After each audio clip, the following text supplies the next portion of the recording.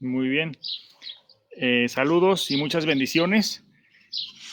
Estoy tratando con un nuevo sistema de transmisión. Esperemos que funcione bien y que podamos darle seguimiento a este tema de los martes. En los martes vamos a estar tratando y continuando con el tema de la dimensión social de la fe. ¿Sí? Y bueno, pues tiene mucho que ver con lo que se llama la doctrina social de la Iglesia.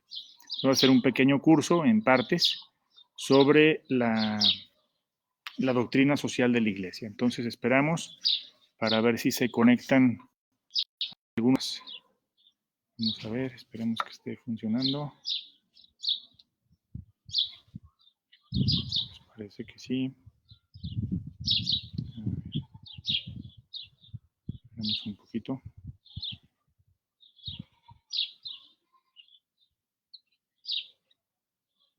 Bien, sí está funcionando. Ya veo aquí.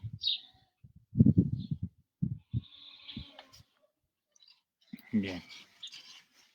Ahora voy a intentar compartirles la pantalla para el curso que vamos a estar teniendo. A ver.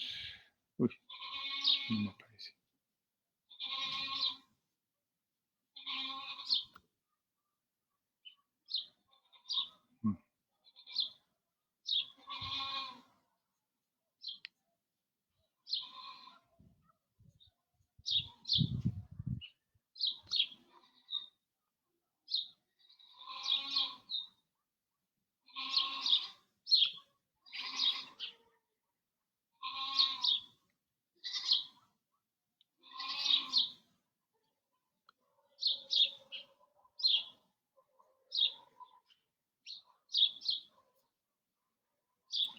No me parece si alguien está aquí conectado.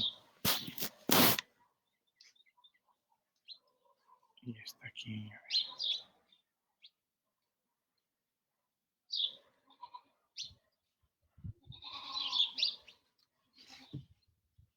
ver. Bueno, ya tenemos aquí. Aquí no me dice cuántos están conectados, pero ya que en el teléfono sí. Tenemos 11. Bien. Lo que no pude arreglar aquí es cómo compartir la pantalla. Creo que se está cortando.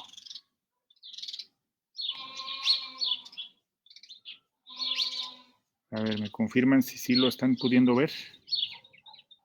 ¿O si se les corta?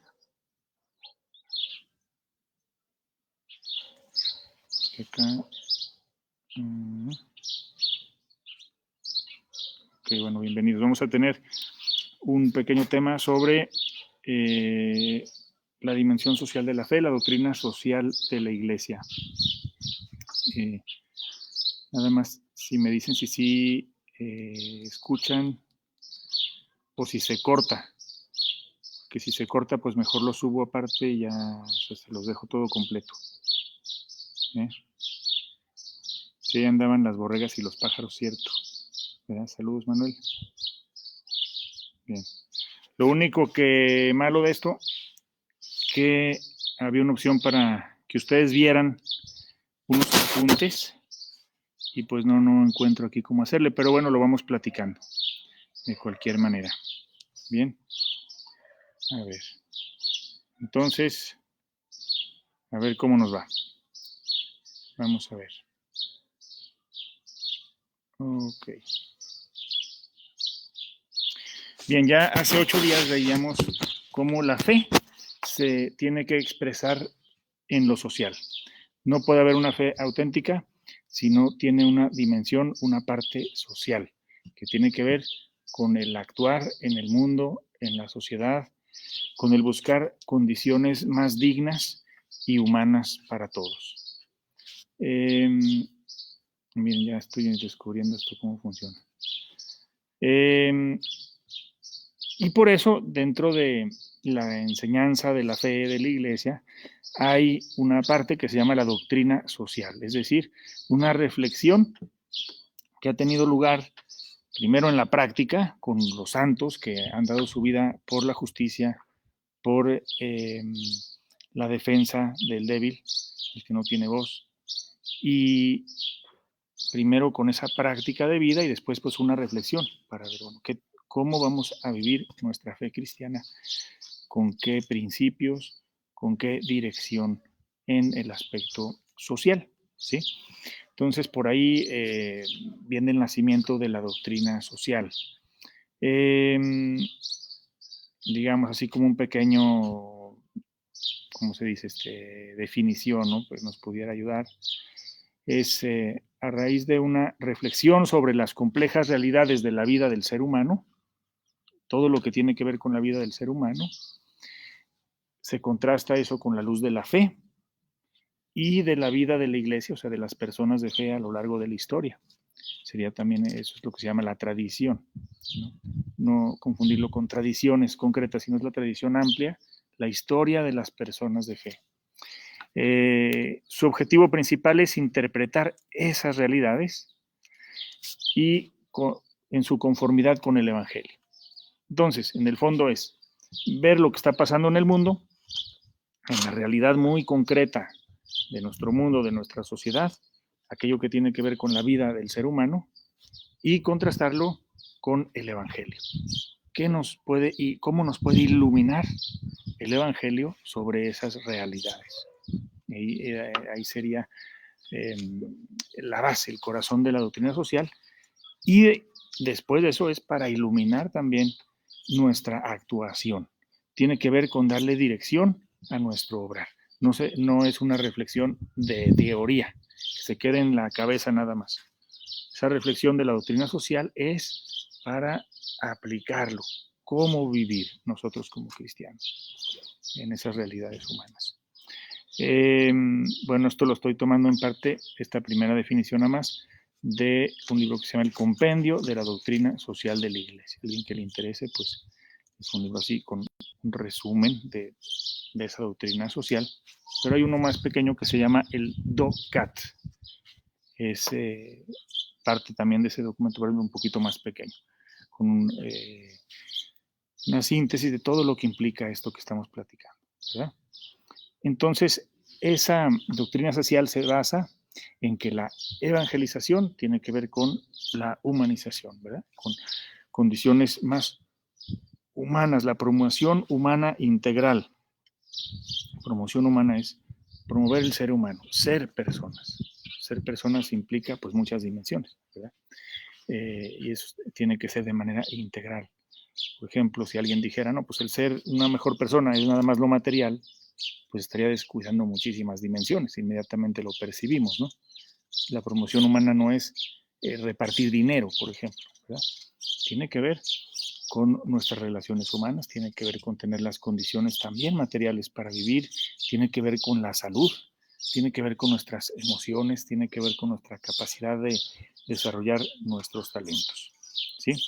Entonces es la base de la doctrina social de la Iglesia. Y dentro de esa doctrina social de la Iglesia, hoy nos vamos a centrar en un aspecto dentro de muchos, uno, que sería Dios, ¿verdad? Nuestra fe voltea a ver a Dios. Y entonces, al ver a Dios, aprendemos bastante, obviamente, en cómo ver el mundo. Y al ver el mundo también aprendemos cómo ver a Dios, ¿verdad?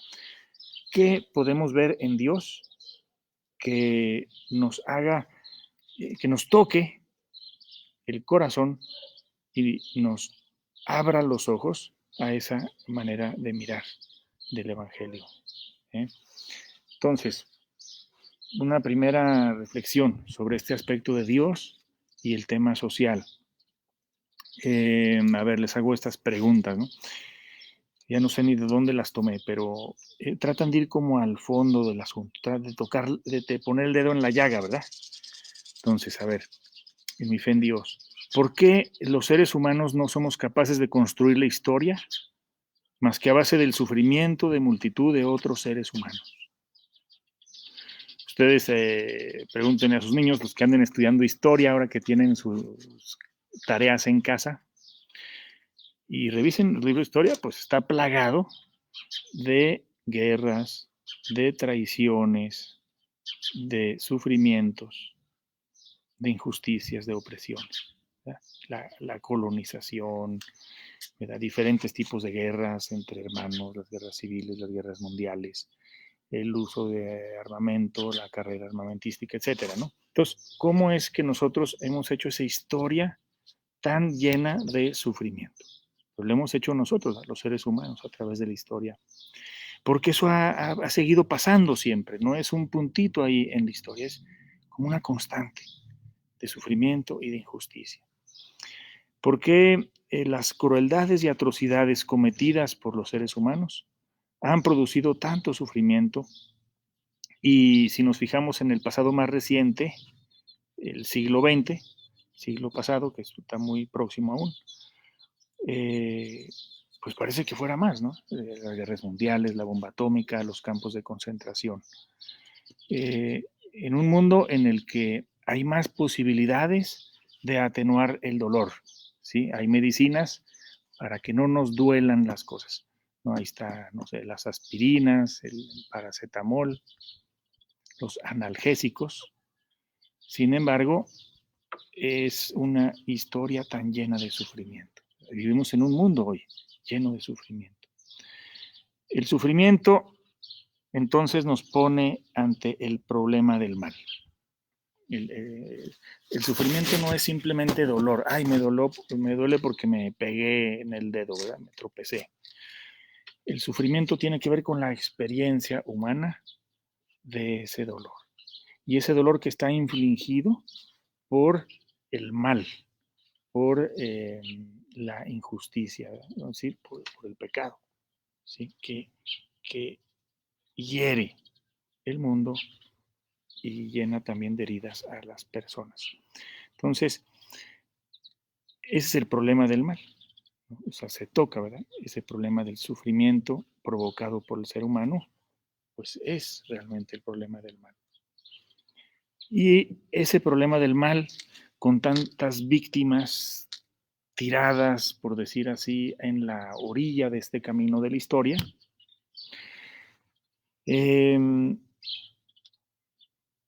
nos pone delante de Dios. Ante estas víctimas y ante esta historia de sufrimiento y de dolor, ¿dónde está Dios? Ese es el problema fuerte, ¿no? El problema ante el que pues nos detenemos y que lo tocamos con cuidado. ¿Dónde está Dios ante el problema del sufrimiento humano?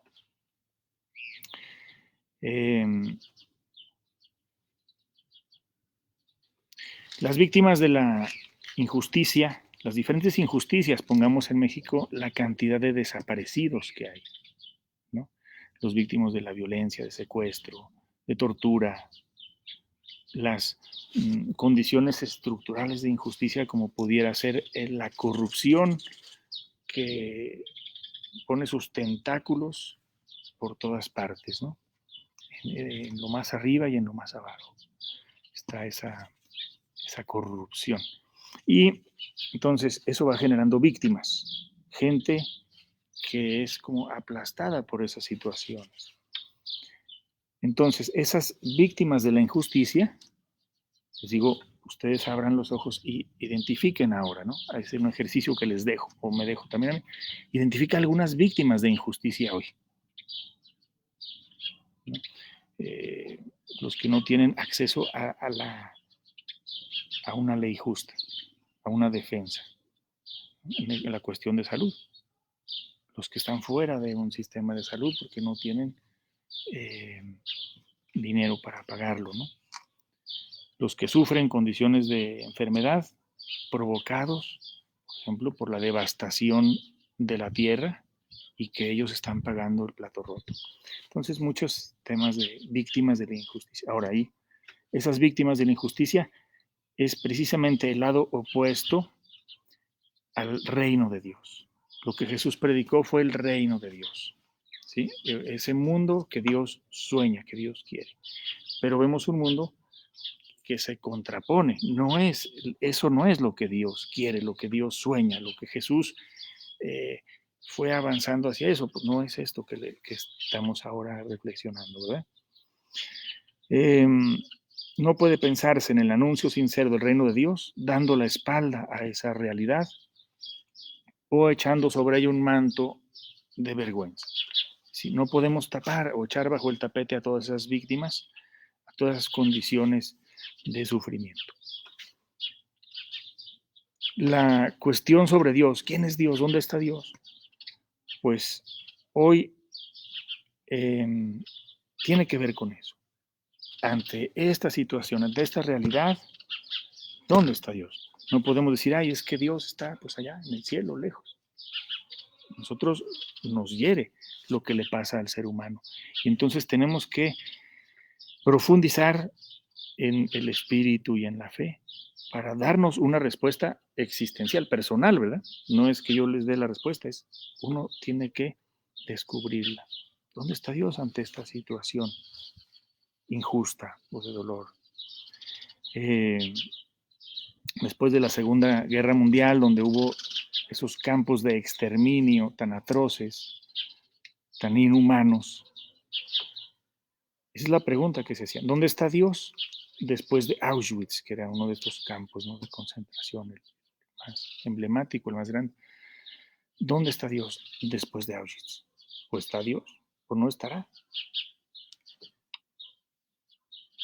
Pareciera que también esos campos de concentración pues se van extendiendo en diferentes lugares y espacios de muerte y de sufrimiento en este mundo. Pues aquí cerca, ¿no? Ya les contaba mucho de lo que estamos sufriendo en México, pero pueden buscar por ahí un video que se llama No hubo tiempo para la tristeza, sobre la crisis de violencia en Colombia, muy parecido a lo que hubo aquí, allá también con eh, mezclado con narcotráfico, la guerrilla y la respuesta muchas veces también opresora del Estado. Entonces, bueno, tremendo una historia de muchos, muchos años de sufrimiento, la que ha tenido, por ejemplo, Colombia, ¿no? Si quieren seguir reflexionando en eso. Entonces, ¿de qué manera podemos nosotros hablar de Dios que nos dice que es amor? Dios es amor, ¿verdad? Bien, pero una realidad en la que vemos pobreza y opresión. ¿Cómo decimos nosotros? ¿Cómo se revela Dios ante esa realidad? ¿Cómo nosotros anunciamos a ese Dios de la vida, a Dios del amor, a personas que están sufriendo y, digamos, muriendo prematuramente? Ya lo decíamos la vez pasada. Pobreza es morir antes de tiempo. Entonces, ¿cómo anunciar a Dios en esas condiciones? ¿Cómo reconocer su amor y su justicia cuando el inocente sufre, es víctima? ¿Con qué lenguaje decir a los que no son considerados personas en este mundo, que están fuera, ¿verdad? Tú no cuentas, tú no eres persona? ¿Cómo anunciar ese amor de Dios? Ahora, ese es como el tema que nos pone en contradicción, que choca, ¿no? De alguna manera, con nuestra fe, con quién es Dios. ¿Sí? ¿Quién es Dios?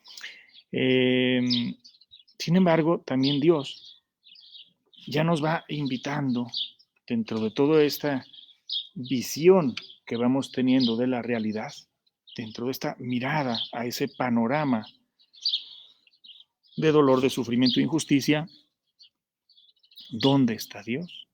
Dios está dentro de ti, invitándote, moviéndote a hacer avanzar el reino de Dios. Puede ser una de las respuestas, ¿verdad? ¿Dónde está Dios? Dios está moviéndote a amar para que el amor de Dios se haga sentir en este mundo. A ver, les leo un poquito de la profeta Isaías, Antiguo Testamento, ¿no? Lo que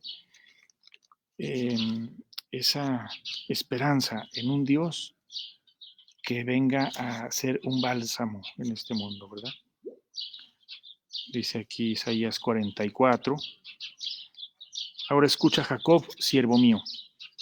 Así dice el Señor que te hizo, el que te formó en el seno materno y te auxilia. No temas, siervo mío, Jacob, a quien yo elegí.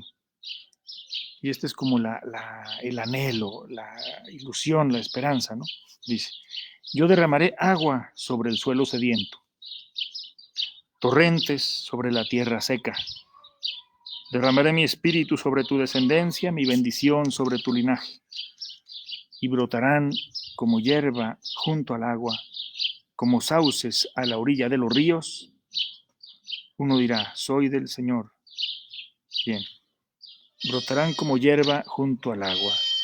Que ya vino otro participante en el taller. ¿Dónde andas? Gente, a ver, que quiere participar también. Órale. ¿Y qué es? A ver, saluda a la audiencia. Órale. Se quita. Saluda. Bueno, muy bien. Vamos a seguir. No estamos distrayendo, ¿verdad? Muy mal. Bueno, no mal. Aquí estamos conviviendo un poco. Bien, entonces, Dios nos está invitando a una respuesta. Yo creo que esa sería, cada quien se tiene que dar la respuesta, ¿verdad? Pero esa es una de las fuentes de esa dimensión social de la fe. ¿Dónde está Dios? Está en ti. Y te está invitando a que sea sus manos, sus pies, su boca en este mundo. Dios nos invita, primero, a tener actitudes de fe ante la realidad. ¿Y cuál sería una de esas actitudes? Primero, indignarme a causa del sufrimiento humano. El cristiano tendríamos que ser personas que estamos luchando contra el sufrimiento, contra aquello que genera esas, digamos, máquinas de sufrimiento en el mundo y para aliviar también esas condiciones, sea con las personas concretas que sufren o con aquello que está provocando la injusticia y el sufrimiento. Entonces, la indignación, una primera actitud, decir, esto no puede ser, yo no estoy de acuerdo y yo no voy a participar en el mal.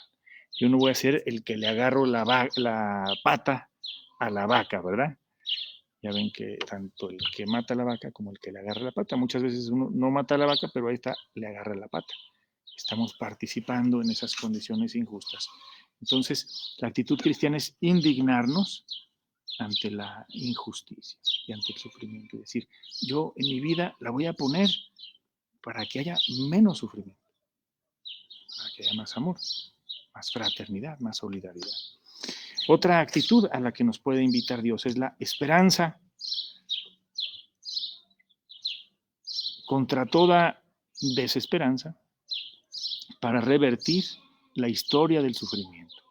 La esperanza es una virtud que le llaman teologal, o sea, que es un don de Dios, que es algo que va como más allá de nuestro esfuerzo, ¿no? Entonces, la esperanza es la capacidad para seguir luchando por el mundo que Dios quiere, a pesar de las condiciones difíciles, a pesar de que no lo lograremos en 1, 2, 3 años.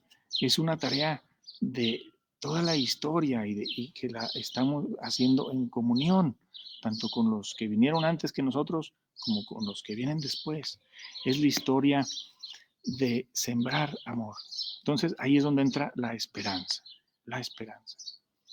Y otra actitud es ser honestos, sinceros con nosotros mismos para hacernos cargo de esas horribles realidades. Hacernos cargo, o sea, tomar nuestro papel, nuestra responsabilidad, nuestra tarea y encargarnos de lo que me toca en mi colaboración con Dios, ayudarle a Dios. Ahí es donde está Dios pidiéndote ayuda, pidiéndonos ayuda. A ver, ¿quién la quiere asomarse? Yo. Espérate. Es muy chido. Ya se anda. Entonces, ayudarle a Dios sería una de las actitudes. La esperanza es algo muy fundamental. Y entonces estamos hablando de Dios y de las condiciones de sufrimiento. Nuestra actitud es hacia la esperanza, una esperanza bien enraizada, ¿sí? No es una actitud pues superficial de optimismo, así como, pues estoy de buenas, amanecí muy bien, sino enraizada, es sé en quién tengo mi esperanza, sé en quién me apoyo.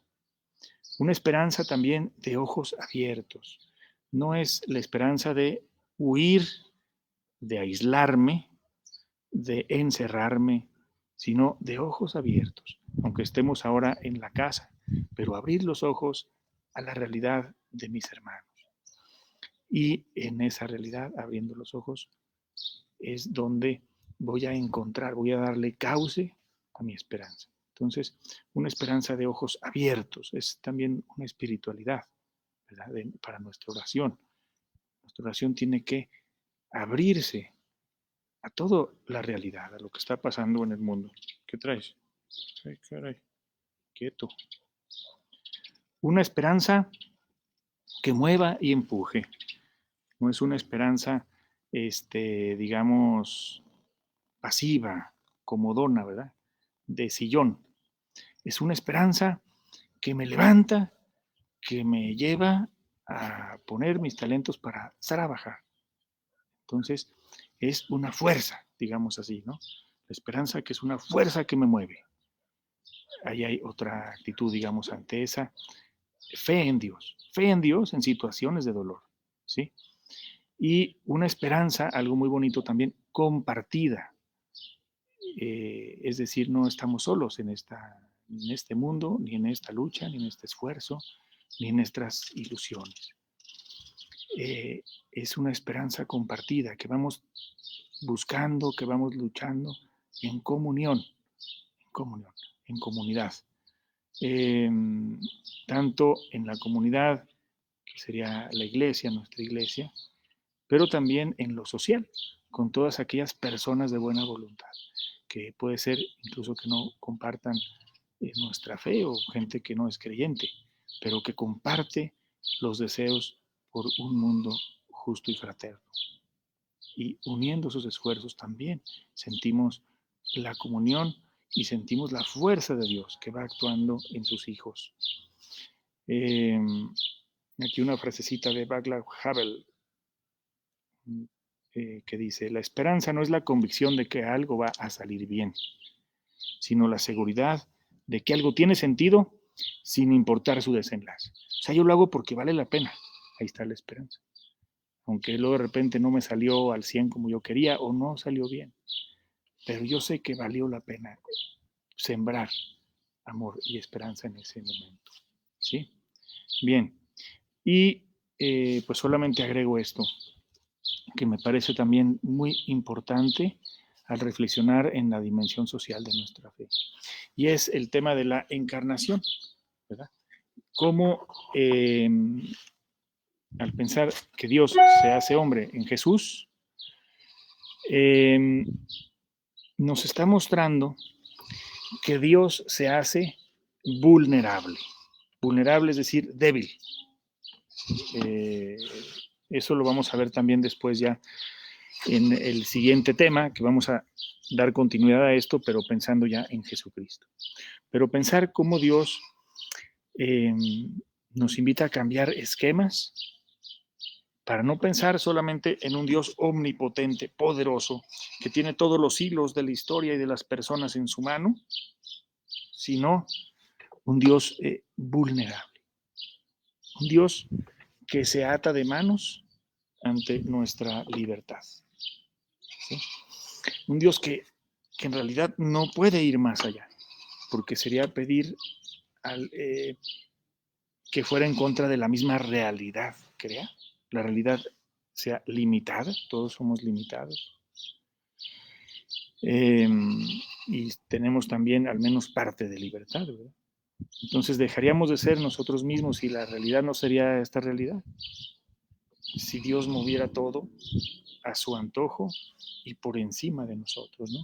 Entonces Dios digamos así, se detiene, se ata de manos, nos ha puesto en nosotros la semilla, ya decíamos ahora, por ejemplo, de la esperanza, la semilla del amor,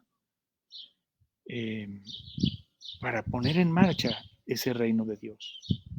Pero Él no nos va a sustituir y Él nos va a intervenir en muchísimas situaciones en las que o nos toca a nosotros o son parte también de nuestra condición humana, ¿verdad?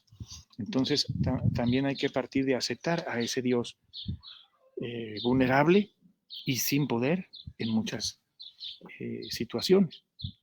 Y ahí es donde nosotros pues, tenemos que entrar dentro de nuestros límites, dentro de lo que podamos. ¿Sí?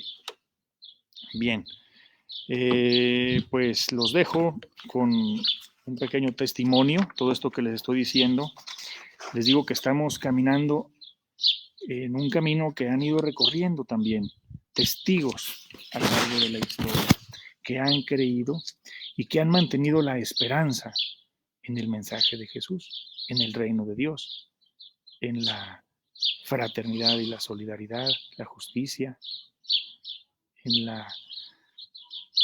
el estar con las víctimas. Y pues eso es lo que también nos hace sentirnos en comunión, ¿verdad? Bueno, ya perdí aquí la hoja, pero aquí les leo un poquito de una religiosa que se llama Dorothy Castle. Era una americana, pero que estuvo después en El Salvador como misionera. Ahí en El Salvador le tocó una realidad en esa época cercana a Monseñor Romero, que fue martirizado, San Oscar Romero. Y esta religiosa, Dorothy, vivió una situación muy difícil en la que el país estaba sumido en una guerra muy cruel, muy sanguinaria. Se habían generado muchísima gente desplazada, refugiados que habían tenido que salir de sus lugares de origen, gente en la cárcel, torturados y muchísimo sufrimiento también por todos los muertos que habían tenido ahí, ¿no? Y ella optó por quedarse en esa situación, por estar acompañando a la gente, especialmente a esas personas que estaban sufriendo toda esa situación.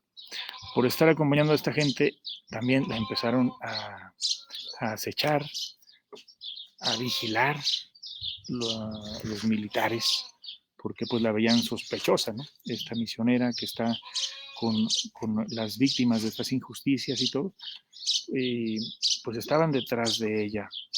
Pero algo muy bonito es cómo ella optó por quedarse en esa situación de sufrimiento y de injusticia para ser una presencia de amor. Pequeña podría parecer, no es que ella iba a solucionar todas las cosas, su opción era yo quiero estar aquí como un signo de esperanza y de amor. En esa situación ella también se cuestionó la fe, lo que decíamos al inicio, ¿dónde está Dios en todo esto? Esa realidad le supuso cuestionarse su fe, chocar, pues no entiendo esto que está pasando. Su comprensión también de esa realidad la fue transformando el corazón, el sufrimiento que ella veía y acompañaba, el dolor y el sufrimiento la van haciendo madurar. Y sin embargo, decían los que convivían con ella, irradiaba una profunda fe en la presencia activa de Dios entre la gente pobre y creyente. Una realidad de mucha injusticia, pero ella creía, Dios está activo, está trabajando. Ese es el reto. Piensa, ¿cómo? ¿Cómo está esa vida de Dios creciendo en esas pequeñas semillas, ¿no? Bueno, en ese pueblo muy atribulado. Y vamos a ver, un segundito.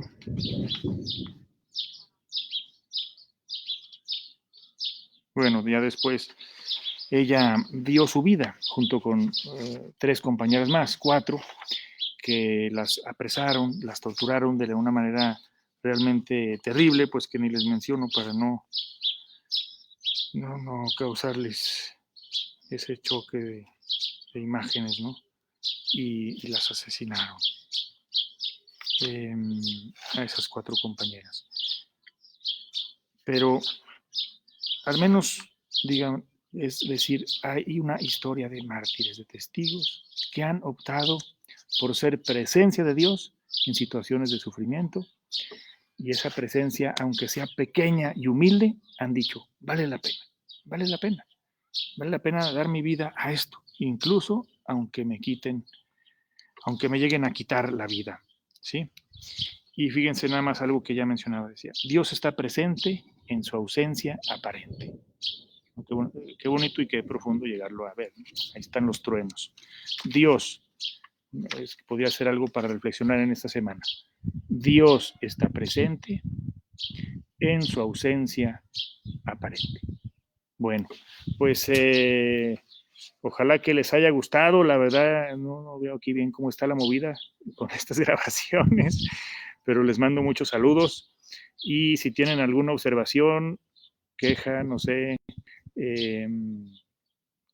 iniciativa, pues adelante. Dentro de 8 días, los martes, vamos a tocar este tema de la dimensión social de la fe. Vamos a ver, hoy veíamos más el tema de Dios, ¿verdad? ¿Dónde está Dios en todo esto? Y dentro de 8 días vamos a reflexionar en Jesucristo. ¿Qué nos enseña Jesucristo hacia las realidades sociales, sobre todo lo que platicábamos hoy, las realidades de injusticia y de sufrimiento? ¿Qué aprendemos de Jesucristo? Porque decíamos que la doctrina social es cruzar el Evangelio con nuestras realidades humanas. Pues el Evangelio, pues Jesucristo, y estas realidades de injusticia que hay, ¿sí? Bien, pues ánimo, que les vaya muy bien. Mañana a las 7 de la tarde tenemos la misa. El jueves a las 7 de la tarde tenemos el taller de espiritualidad y oración. Y el viernes la misa otra vez a las 7. Entonces, mañana misa a las 7. Vamos a tener ahí la intención también del Divino Niño, que siempre le celebran su misa ahí en Las Negritas. Pues vamos a tener esa intención, especialmente recordando que ahí nos gustaría estar, ¿verdad? Reunidos, pero hoy no se puede, pero sí unidos espiritualmente, ¿sale? Bueno, pues ánimo a todos, y qué bueno que hoy sí oyó. Luz Villafuerte dice que será el mezquite, pues a lo mejor sí, el mezquite